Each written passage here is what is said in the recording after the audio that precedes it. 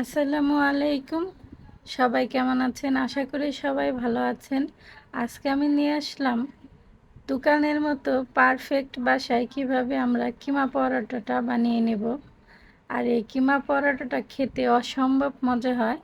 আর এই কিমা পরোটা বানানোর জন্য আমি একটা বাটিতে 2.5 কাপ ময়দা নিয়ে নিয়েছি। আর এখন দিয়ে দিচ্ছি 1 চামচ লবণ। আর দিয়ে দিচ্ছি 1/3 কাপ পরিমাণ টক দই। টক দইটা আমি একটু ফেটিয়ে নিয়েছিলাম। আর দিয়ে দিলাম আমি 2 টেবিল চামচের মতো সয়াবিন তেল। এখন আমি তেল, টক দই আর এই ময়দাটা হাতের সাহায্যে এভাবে মাখিয়ে নিব।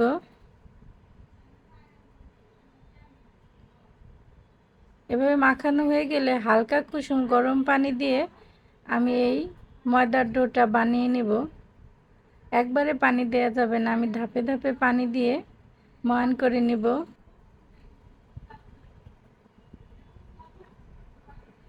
এভাবে ময়দাটা কিছুক্ষণ ময়ান করার পরে যদি মনে হয় যে একটু শক্ত হয়েছে, তাহলে আবার একটু গরম পানি দিয়ে দেব। আমার মনে হচ্ছে একটু শক্ত শক্ত হয়েছে, এজন্য আমি হালকা অল্প পরিমাণে পানি দিয়ে আবার একটু মথে নেব। কারণ এই ময়দার ময়ানটা যতটা সফট হবে, এই কিমা পরোটাটাও ততটাই সফট হবে আর খেতে মজা হবে। এভাবে আমি কিছুক্ষণ ময়ান করে নেব। এভাবে ময়ান করা হয়ে গেলে আমি 1 টেবিল চামচ তেল দিয়ে আবার একটু মথে নিব। মথে নিয়ে এই ডোটা আমি সাইডে রেখে দিব 30 মিনিটের জন্য। আর এই তেলটা দিয়ে ময়ান করার পরে এই ডোটা অনেক সফট হয়ে যায়। এভাবে আমি এখন রেখে দিব 30 মিনিটের জন্য। 30 মিনিট পরে চলে আসছি, দেখেন কতটা সফট আর নরম হয়েছে। এখন আমি এই ময়দার থেকে এইরকম একটু পরিমাণে বেশি নিয়ে এক একটা লিচি কেটে নিব।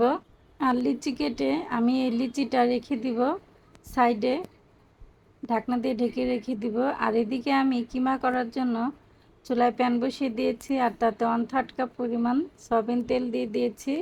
এখন দিয়ে দিলাম পেঁয়াজ কুচি। এখানে আমি 1 কাপ পেঁয়াজ কুচি নিয়েছি আর 2 কাপ মুরগির কিমা নিয়েছি। আর এখন আমি একে একে মশলা দিয়ে দিব 1 চামচ হলুদের গুঁড়া, মরিচের গুঁড়া, ধনিয়ার গুঁড়া আর জিরার গুঁড়া।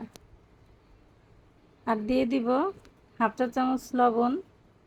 আর দিয়ে দিব 1 চামচ আদা বাটা আর 1 চামচ রসুন বাটা দিয়ে এখন আমি এই কিমাটা নেড়ে চেড়ে নিব। আর এখানে কোনো পানি অ্যাড করতে হবে না, কারণ কিমা থেকে এমনি পানি উঠবে আর এই পানিতেই কিমাটা সেদ্ধ হয়ে যাবে।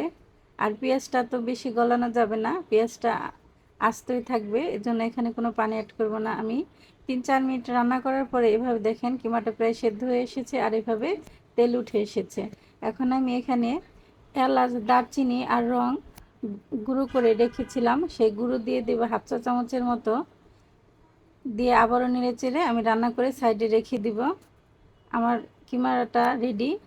এখন আমি যে লিচিগুলা কেটে রেখেছিলাম সে জায়গা থেকে একটা লিচি নিয়ে রুটি বানানোর পিঁড়িতে এভাবে আমি একটু প্রথমে গোল করে নিব। তারপরে এখানে আমি তেল নিয়ে নিব। আর এই পরোটাটা তেল দিয়েই বেলে নিতে হয়, এ জায়গায় কোনো গুঁড়ি ব্যবহার করা যায় না। এখন আমি বেলুন দিয়ে এভাবে রুটিটা একটু বেলে নিব। একটু আকারে বড় করে বেলে নিয়েছি। এখন আমি এভাবে ভাঁজ করে নিব। তো লাচ্ছা পরোটা যেভাবে আপনারা ভাঁজ করে নেন, এভাবে ভাঁজ করে নেবেন।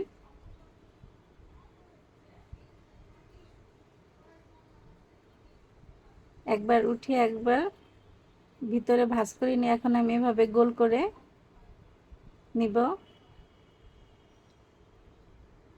নেয়ার পরে আবার একটু তেল দিয়ে আমি আবারও রুটি বানিয়ে নেব।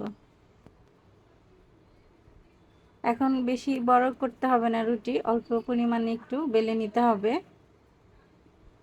আমি একটু তেল দিয়ে নিচ্ছি।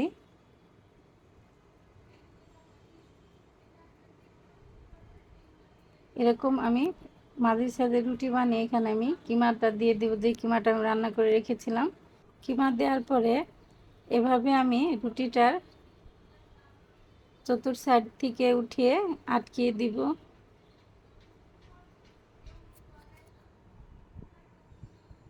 আটকিয়ে দিয়ে এখন আমি আবারও বেলে নিব। আর এই সময় বেশি চাপ দিয়ে বেলা যাবে না, আলতোভাবে হালকাভাবে পরোটাটা বেলে নিতে হবে। আর বেশি পাতলাও করা যাবে না। এভাবে পরোটাটা বেলে নিয়েছি।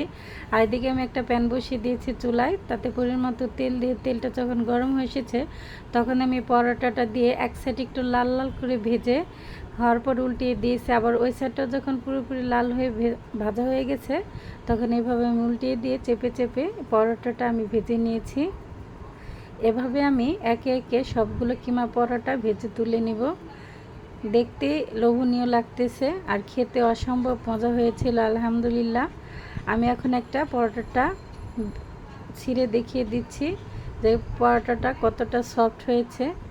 আর এভাবে আপনারা বাসায় বানিয়ে খাবেন, কেমন হয় আমাকে জানাবেন। আর আমার রেসিপিটা ভালো লাগলে আমার চ্যানেলটা সাবস্ক্রাইব করে দিবেন আর লাইক কমেন্ট শেয়ার করে পাশে থাকবেন। আসসালামু আলাইকুম।